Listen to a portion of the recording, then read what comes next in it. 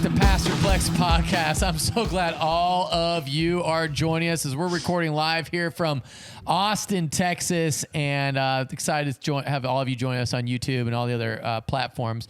Joining me this afternoon in studio is none other than the very sweet mother of four, Mrs. Adrienne Plek. Welcome back to the show. Thank you. It's good to have you. How are you feeling right now? I'm feeling really ready for summer to be over. All right, awesome. And also with us is none other than Muhammad Ali. Just preached an incredible sermon this past Sunday. Welcome back, Muhammad. Good to be here. All right, so let's talk about, we talked about Exodus 31, and we started from verse 1, ended at verse 11, and we talked about two names that nobody here probably knows, Bezalel and Oholiab. Talk to me about where you took us this Sunday and really the biggest point of application that you may have seen. Yeah, so I feel like in the text there's some really cool words like God called by name, Oholiab and Bezalel. They're filled with the Spirit of God, which is the first time in the Old Testament that it says that about somebody. And then it looks like God equipped them with knowledge, wisdom, and skill to perform the tasks that he had for them. So for me, like, it kind of just sprung my mind to how are we as followers of Jesus called?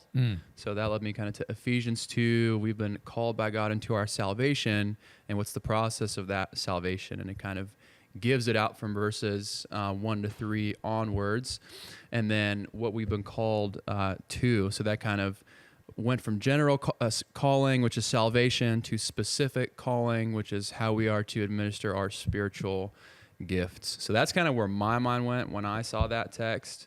They were called to build the tabernacle. Followers of Jesus, we're called to build up the bride, the church.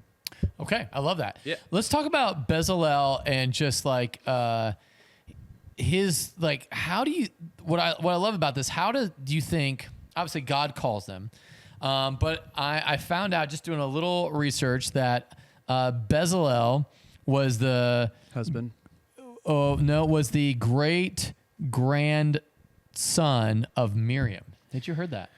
The great grandson? Yeah. Oh, okay. Yeah, so kind of wild, right? So right, because her was supposed to be Miriam's. Yeah. Yeah. So like you're kind of like, or it's not great grandson. Yeah. Just grandson. Yeah. So I thought that was interesting that so her and her, Miriam, and then you've got their son, and then Bezalel. So kind of wild that you're like thinking that that's a sort of like little, is that nepotism, or was that actually God just ordaining what he wanted to have happen? You could probably go either way. If you're not a Christian, you'd say, aha, see, it's just a big scheme of power. If you're a follower of Jesus, you're like, no, that's just God choosing who was already qualified. So kind of interesting, though, that the relation there. Although the thing that Oholiab, he was from the tribe of Dan, so no relationship whatsoever to the Levitical family that you'd see with Moses. Okay. So one of the things I noticed here that you brought up was that the very first reference to somebody being filled with the Holy Spirit is in this case, and it wasn't about preaching. It wasn't about like doing some sort of, it was ministry, but doing sort of like a ministry that we think typically, which is like counseling somebody or ministering to the poor or doing some great evangelistic work. It was in metallurgy. So I found that personally inspiring, because I know there's a lot of people who don't consider themselves like, I'm not one of those people who reads the Bible all the time, or is like, I just want to live for the Lord. And I think there's a real blessing in that and a calling for that. You want to talk a little bit about like people's calling, even in a what you might deem a secular work that actually goes to glorify God? Yeah, I mean, it says that for everything that we do, whether we eat or we drink, and I think the whole point that Paul is trying to make there is due to all to the glory of God, is everything that you do exhaustively is either spirit-filled or it's not. We either walk in the Spirit or we don't. So I think it's a great example of just like whatever your day-to-day looks like, whether it's in the office or at the house or in the gym, you're either doing it filled with the Spirit, the way that Oholiab and Bezalel are supposed to be, or you're not. Right. So that's just what I see in like walk with the Spirit, keep in step with the Spirit. So you're either doing it by the power of the Spirit or by the power of the flesh. It doesn't sound like the Christian can walk in a neutral middle ground. Right. It's only the flesh or the Spirit, it sounds like to me. Yeah, I agree with that. Adrienne, I don't know if you remember this part of our marriage, which I'm sure this was like the most blissful time, but there may have been something I may have said which may have sounded like I'm doing real ministry, you are just having a job. That was probably not a good moment for me in my Christian life. When you were teaching and you were exhausted and I was like, I'm doing real ministry, you need to support me. And like, you know, your little day job needs to take second place, because I kind of diminished in that moment your incredible role of ministering to kids in middle school, high school. So let's just go back to that. Maybe this is a good marriage counseling Maybe a moment for me. bad time for that. Yeah. So let's talk about like how you really viewed your role as a teacher, as an educator, like in a secular environment, as an incredible way for the gospel to be shared. In fact, we got to share the gospel to your students quite a few times, and it was powerful. I thought it was really an incredible opportunity. So talk to us just roughly about that. So for me, I had always wanted to be married, and I wasn't married. And so I was like, when it was time for me to major and then go get a job, I cared a lot about having a job that felt like a ministry, that felt like something that I could potentially do someday with kids as a mom if I needed to. That was my whole basis for teaching. And honestly, I never really thought I would be a career person. I just didn't really know. I didn't understand the corporate world at all. My dad was a CPA, which I knew I didn't want anything like that. And so I was like, that was the only career I'd really ever been close to and seen. And so because of that, I think in my mind, I desired to have a ministry of literally like raising my own kids, like kind of doing what I saw my mom do. I think that was kind of my only picture really that I was close to and saw. And I did desire that. And I think my mom was a teacher before she had me, and I came from a long line of educators. And so that seemed like a great way to have a ministry, but also something conducive for a family life, which is what I really wanted. And I also did desire to do full-time ministry. I think I've thought about this a lot recently, but I really do think my upbringing in the youth group growing up really did kind of tie me to a place where I wanted to marry someone in ministry. I would have been fine had I not, but that was something I hoped would happen. Right. And so all this to say, I had picked a career because it felt like a ministry to me. I picked a job that more than anything was a ministry. And it absolutely was. Like it was being a teacher is unbelievable. You have such a perspective. You're with these kids every single day. For many kids, I was there, like school is their only source of stability and consistency. But even within that, there's certain class periods and certain teachers that will offer more consistency than others. And you really do have the power to create an environment as a teacher, especially in high school. Because I mean, these kids are with you for like 90 minutes and you can really create an environment in those 90 minutes. And so it was a huge ministry, and I had kids. Teachers are always assigned when you're on your off duty time, you like half of your off period was supposed to be spent like working a hall monitor position or a cafeteria position, like different. And I had this hallway that was like far away from the classroom that I taught in. So a lot of my students would be like in classes on the other side of the school building when I was in my hall duty spot.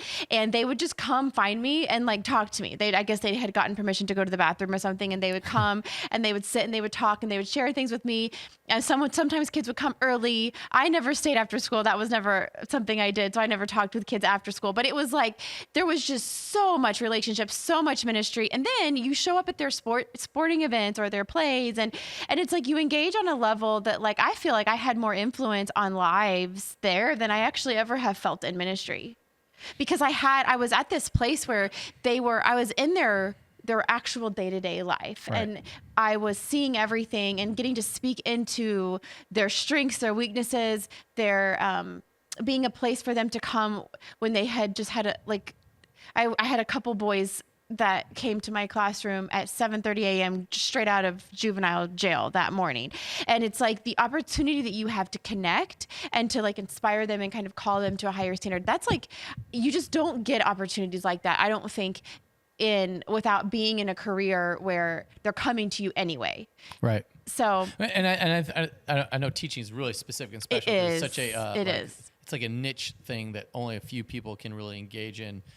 But I think to your point, you're rubbing shoulders against people day in, day out. Mm-hmm. And I think that you're able to really, because it's not just the students that you had an impact on. You had impact on your fellow teachers. I did. That's a good point. I did. And because part of it though, it's like it's almost like what happens on a mission trip. It's kind of similar, a teaching job, because it's like everyone's there. Well, I know that like after leaving the teaching world, I found out the reputation that teachers have is kind of this like, you can't do anything else. You're teaching it. And I'm like, okay, it wasn't really true. I mean, that might be true for 10% of the people in education, but for the most part, you've picked a career kind of like I did. Like for some reason, you're choosing a career where you're going to get paid less. That only applies to college professors. Go ahead. Oh, I don't know. Yeah. Wouldn't agree with those who do, those who can't teach. That's that college professor world. Sorry. No, just don't judge me. I'm going to get in trouble for that. Go ahead, Adrienne. Listen, I knew several college professors that did really great things. I'm sure they were amazing. And they also were. Yeah, I'm just telling you where the saying comes from. But the saying, but anyway, I think that a lot of people were in my same boat in terms of like they picked this job where they knew they would get paid less, they knew they'd be working harder, and the hours. And there's this whole like, well, you're off all summer. You are off all summer, but you're also the stress that you're under dealing with behavior of like kids every single day. There's nothing professional about that. There's nothing like kids aren't different. I mean, like elementary teachers, I can't even begin. Like I would sit in prison, I think, before I'd want to sit in an elementary school all day.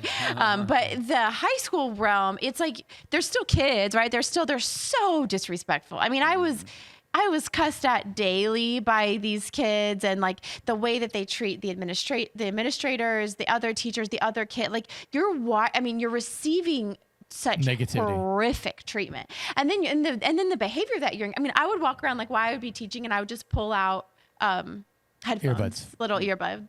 I would just pull them out because it was like telling them to take them out and having some policy was like the most ineffective thing ever, because there was no school rule. There was no higher, like it was my influence that was going to get these kids to engage my class. It wasn't because we were meaning no school rule would get them to take out their earbuds. Well, no, but also there was no school rule. There was no district rule. There was no policy. There was no enforcement. So if I had some rule and then I tried to be like, oh, they're not, but nobody cared. And so it's like it's your influence that's going to get your students to engage your content. It's really nothing else. And so, obviously if I'm pulling out earbuds, my influence is only going so far, but it would work in terms of like, I think they would feel embarrassed enough, and they would sit and they would engage for the rest of class. And, so there was like, I think a lot of teachers were in that category. Like they wanted to make a difference.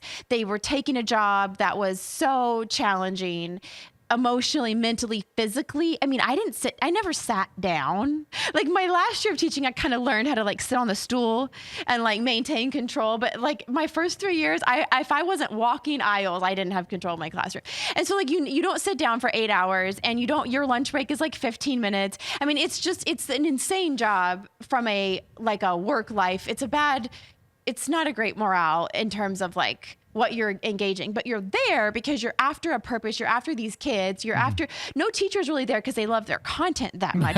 They're there because they care about these kids and they want to make an impact. And so when you're around other adults, like being in an environment around other adults, they noticed when I would make these worksheets. Like I would find ways to kind of make things fun, but also challenging. And they would be so impressed by that. It was like anything that I did that was effective in my classroom gained rapport and favor with other teachers. And then you start to like care about their lives, and you start to follow up with them. And I was single at the time. And so in foreign language, I was in foreign language department. And so those are like a real eclectic bunch of people. So you fit right in.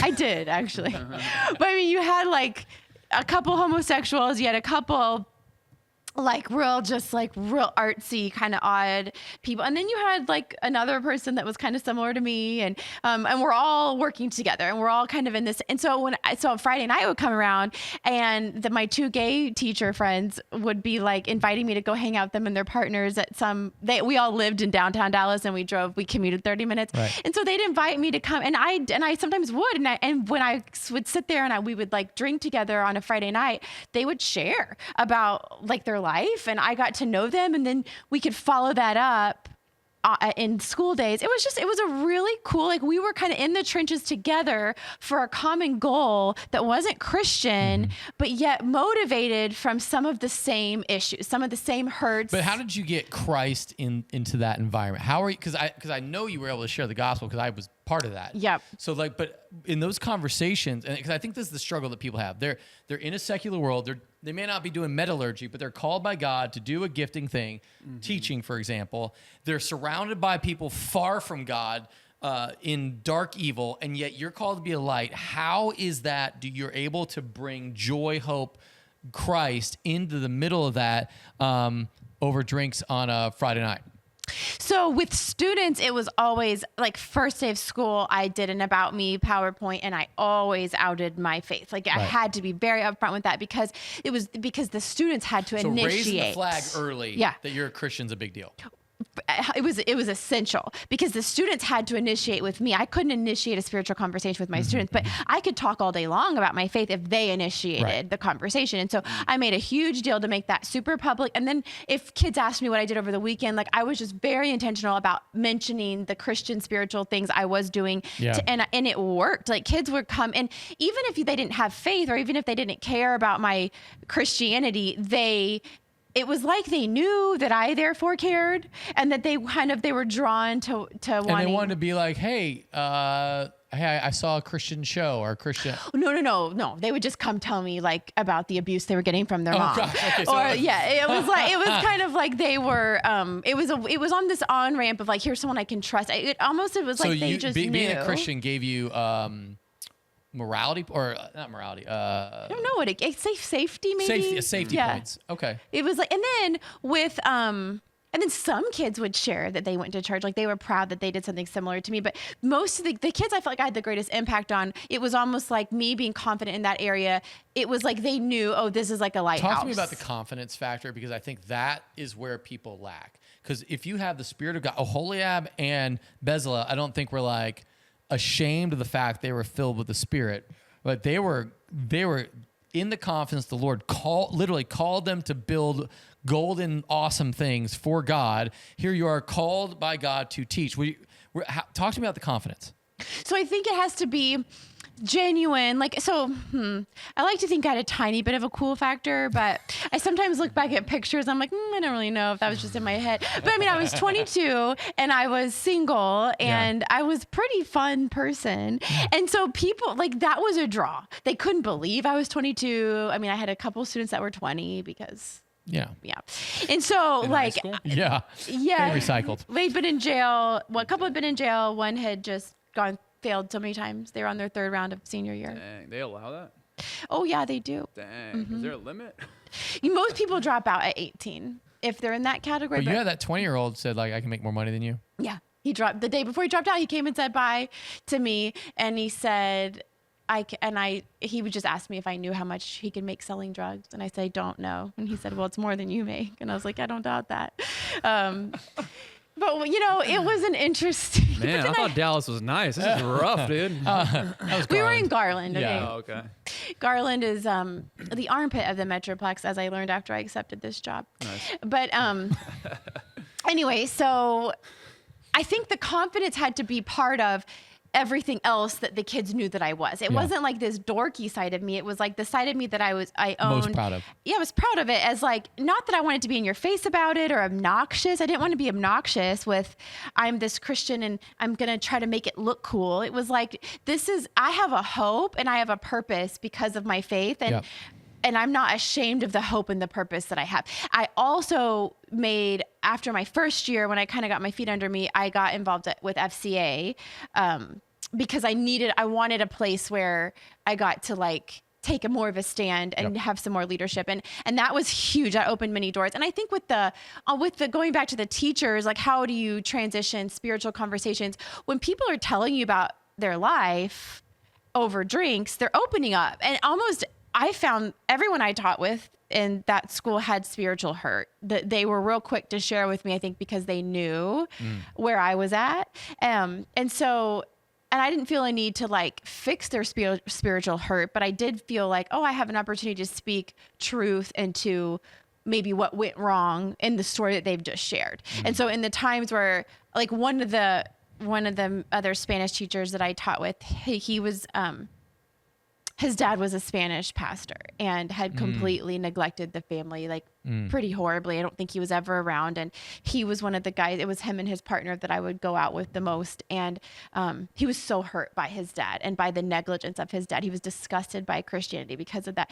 And so that was a great opportunity just to share, like, man, that was so not how it was supposed to be. Right. And it's not what God would have wanted from God wasn't proud of all of his. So you had spiritual conversations with Absolutely. almost every one of these guys that you interacted with. And when you left, like some were angry at you, some were like so you he became was, a yeah, it was a bit, and you then became part of the fabric that your Christ likeness became almost like something they needed and relied yeah, and on. one of the teachers, the French teacher, she went through a divorce after we'd been teaching together a couple of years, and she had never, like, she was always nice to me, but we'd never hung out. We never connected. She was, she and I were super different. She was like quirky in all the different ways that I'm quirky, and she went through a divorce that was really hard on her, and she reached out to me, and we spent like 3 weekends together, like shopping and like going out. She was just dying for somebody, and she had nobody because her job was her students and her job was her entire world. And so that was a really special time. So yeah, when I left,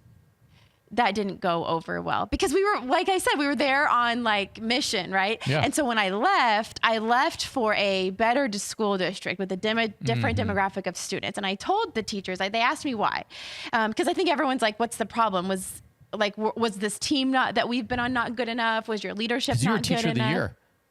Yeah, I think I was awarded that to maybe keep me to not leave, but regardless, whatever. For foreign language, not global. That's important. High school Right. has teachers of the year broken up. But anyway, so I told them, I said, I want to go experience what it's like to teach kids that have a story that's more similar to mine. I think that there's a chance I could have more influence and a bigger impact with kids that are broken in some of the ways that I'm more familiar with. And the teachers were angry. And just like angry that I thought they kind of acted like, well, are you implying that you don't have an impact here? And I said, no, I'm not implying that I don't have an impact here, but I'm thinking that this is such a stretch. And honestly, it was a good move. It was true that going to a group of students that had brokenness that I was more familiar with I did feel a bigger impact, and it was an easier job also. But the teachers, it was like there was something so bonding about our mission together at this one school that when I left that, it was like I was this traitor, because for them, their job was the end all be all. They weren't serving a God. They were. Right. This was it. Yeah. Okay. I'm going to pause on that. I want to go back to Mo, just because you were in IT world. I don't know if you'd feel called to IT world, but you were, for that season you were. Yeah. And was that a season where you were following Jesus or Both. Yeah, Yeah. Talk to me about like what that was like for you, IT world, to kind of have this gift and then to use it, but to also figure out how you're going to glorify God in it. With the job, yeah, I feel like I used it to the purpose of making like the next step that I needed to take in order to go to undergrad, go to seminary, and kind of like fulfill my personal calling. So I love that you were in IT while in undergrad or before undergrad. This was I went back after I graduated San Jose State so that I could work full time while I was going to seminary. Got it. Yep. And so talk to me about like what kind of impact were you able to have? Was it working remote? I'm sure California was No, better. it was not. This was because I didn't want to go back into higher level IT stuff. I was just doing like some actual like hardware stuff, so it couldn't be remote. Like cabling and that kind of stuff? Cabling, managing, and then primarily working with like phones and laptops and stuff like that. So when you had interactions with people, were they coworkers alongside you that you were able to? No, I was by myself. I was by myself in a van, which was awesome. Okay, so that was like where you're just like listening to sermons all day and Listening to sermons all day, and literally, because I was like, "Hey, boss, like I don't have much work. Like people are freaked out. They don't really want me to come in." And he's like, "We need you to stay on the clock because we don't know what's gonna come up, and we can't afford right now to hire anybody else or to do whatever. So just go find something to do." And I was literally like, yeah, I'm gonna go write all my papers and read all my books. So it was insane. It was awesome. that is Yeah. wild. Yep. Okay. Yeah. So for me, when I was in the Army, you know, I lived in the era where, so I was a platoon leader, and I'd have soldiers, and I would share Christ pretty openly. I just didn't care. I was like, I was in the government, but just. It's kind of like when you were in Garland, did they really care if you shared the gospel? Probably not. No, because when you're with like, what's the right way to put that? Well, when they just had way bigger fish to fry. Yeah, than, when no one is dying, like, or when people are like the fights I watched, they were on like video for your school. I was like, you know, you sharing the gospel is the least of their worries. They're trying to keep, you know, this girl from beating down this other girl. And I was like, okay. So that's kind of how it was in 82nd Airborne Division. Like, they were not so much worried about me sharing the gospel. They were more worried about paratroopers showing up dead because they got drunk and, you know, like got in a car accident. That was sort of like the reality there. And so, so guys would be like going to the strip club for meetings, like, hey, we're gonna get, you know, like, hey, we're having a platoon meeting will be at like, you know, Legs and Eggs place, whatever. And, you know, military bases are generally places where all like a slew of strip clubs are. So that was just sort of what you would do. And so you know, of course I would not take part in that. That was not my thing, but I'd always like sort of, you know, be involved with those guys' lives. In fact, one of the primary instigators of like the strip club meeting time was a guy that came to faith like during my time as an officer there. And then and he was actually in the platoon of Rob. I've told the story of Rob probably a bazillion times. Like, Rob would be he was a platoon leader at the strip club before he was a Christian, and like whatever, you know, he didn't care. And, you know, this one sergeant would be like, yeah, we're, you know, just highlighting how dark and wicked.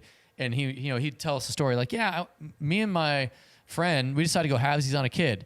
And then after we had the kid, we said, you know, we probably should get married. That's probably a good thing for like, just so like, that was sort of the wild thought. And so when I was a sort of like by the book Christian, as much as one could be back then, my life, I'm looking at it now, is probably a train wreck. But in most things, I was uniquely different, and people respected that. And I would have bold conversations because we had kind of that same thing. We're shoulder to shoulder. We're doing really hard things, climbing mountains, jumping out of airplanes, you know, preparing to meet the enemy. And so the conversation you'd have at 2300, because you're about to go out on a mission, but you have an hour to kill because you have to sit there. You could talk about anything. And guys would share, like, here's the deal with my wife, here's my girlfriend, here's my kid with this other girl, and we're trying to figure out, like, all those situations would come out. And, you know, the gospel, because it's so true and so consistent, nobody would go like, well, that's just dumb. Never.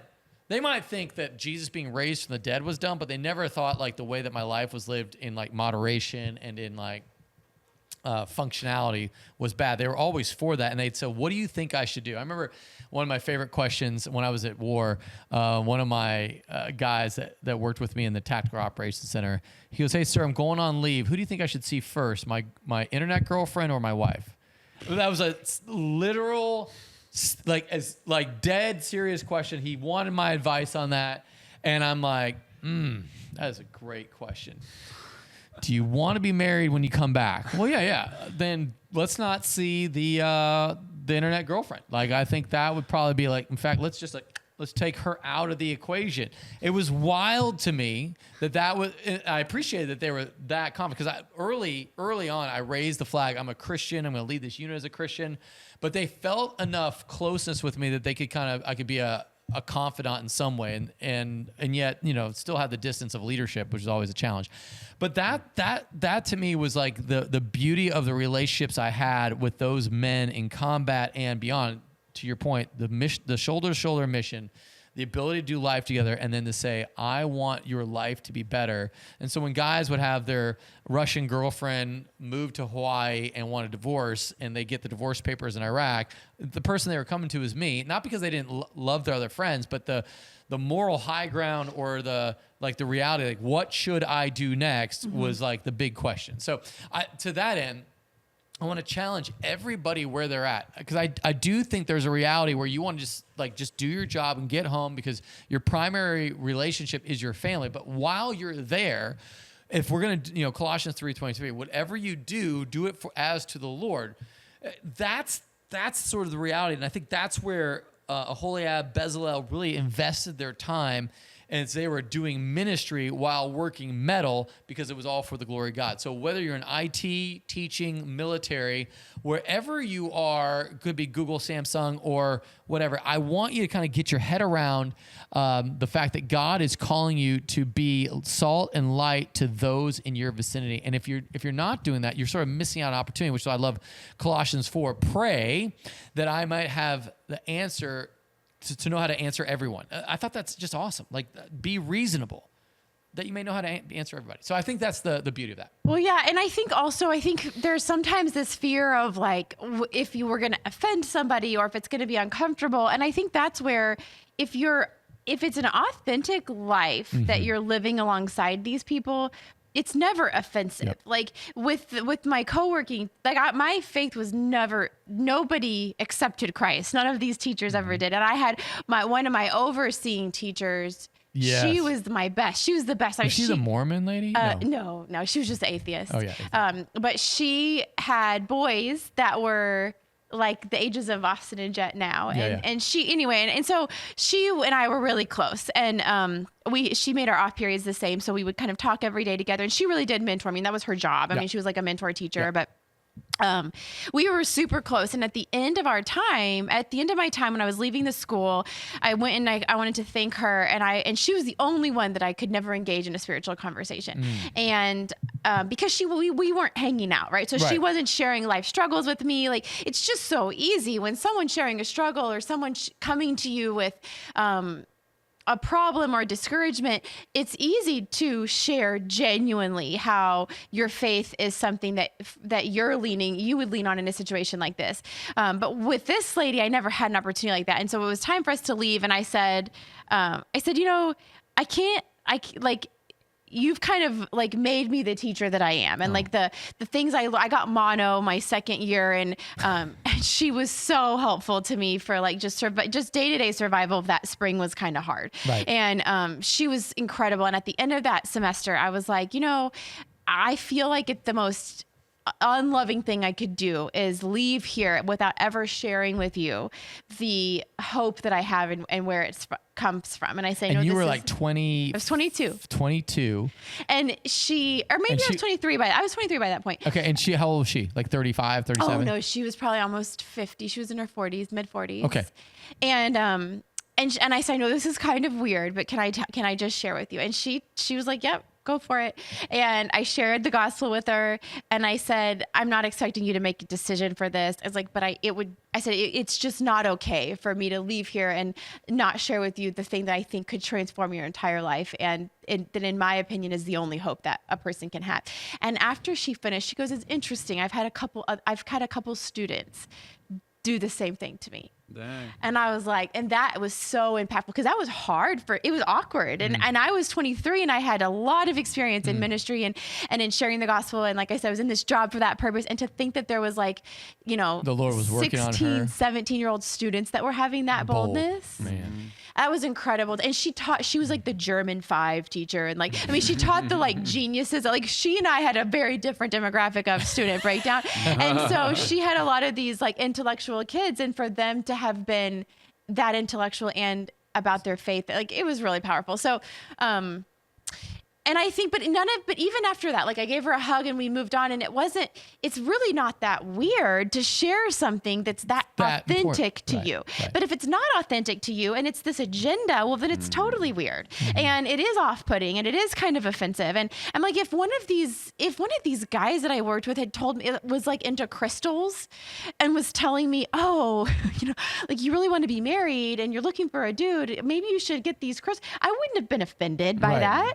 I'd have been like, oh, this is so sweet. Like the only way he knows how to get something in life is this. And he's giving me his best stuff. And I'm like, that's sweet. That's thoughtful. He cares. He's invested in my life. That would never have been an offensive thing for me to hear. And so I think it's important to recognize, like, if you're owning your faith as a part of who you are and something that you are like desperate for to make it, that is never, I don't think it's really ever off-putting. But what is not okay is if you're not living your faith that way and you're trying to manufacture something just so you can kind of feel better, that's when it feels weird. That's when it's fake, right? Or I don't want to say fake. That's when it's forced. And I think you're like, I want to, but if you're not having your own experience with Christ, don't try and force it on somebody else. And if you're having your own experience with Christ, you're being humbled. So if you're coming off like a a-hole, you're probably not experiencing a genuine faith enough that your edges are being softened and you're experiencing the humility that comes from Christ. And I think that it's one thing to be a jerk. That's a better word. It's another thing to be a jerk to the people that we love the most, right? It's really hard to act humbly sometimes in those. But if you're with a lost person and you're coming off like you're just this total jerk that has all the answers and your faith is the only way, well, that's like, to me, that's indicative of something not happening. Sure. Inside. But I think you can still say my faith is the only way and still come off very genuine and loving.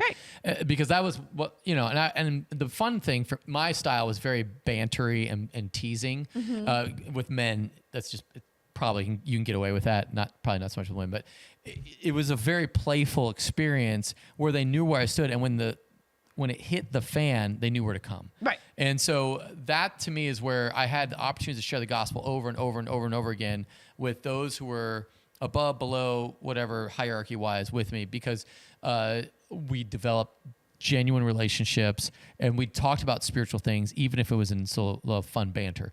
So anyway, I think you can even kind of be a little bit like direct, but just the biggest thing was to hear their story. Anyway. And if you have a humility, if you're regularly confessing sin and aware of your depravity, that's going to come off when you're sharing. And I think that's essential. And I think Christians do sometimes struggle with the discipline of recognizing their own depravity. And that is, I think, super damaging when we go then try to share. Right. It doesn't go well. All right. Hey, we got to cut it here. Any final thoughts there, Pastor Mo? No, love it. Hey, awesome. Guys, I love the fact. Please engage with us. Go to pastorplek.com or text in at 737-231-0605. Thanks for watching. Thanks for sharing this with all your friends and fam. We'll see you next week. Have an awesome